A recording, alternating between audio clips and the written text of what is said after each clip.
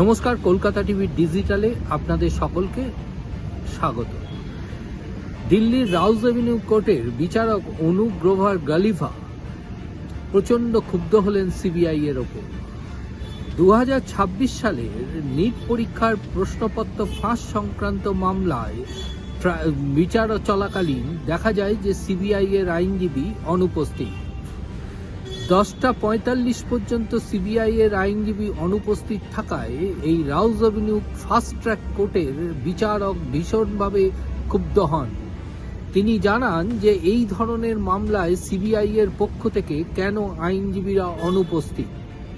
10:45 পর্যন্ত অপেক্ষা করার পর অবশেষে বিচারক 3রা আগস্ট মামলার পরবর্তী শুনানির দিন ধার্য করেছেন। পাশাপাশি বিচারক এ বিষয়ে রাজ্যের একজন আইনজীবীকে নিয়োগ করার জন্য নির্দেশিকা জারি করেছেন।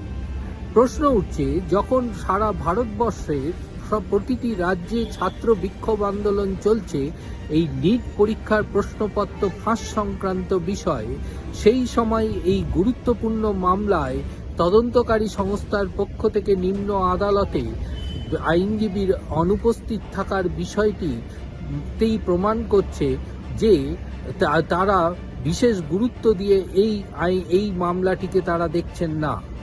এমনটাই মত আইনজীবী মহলের।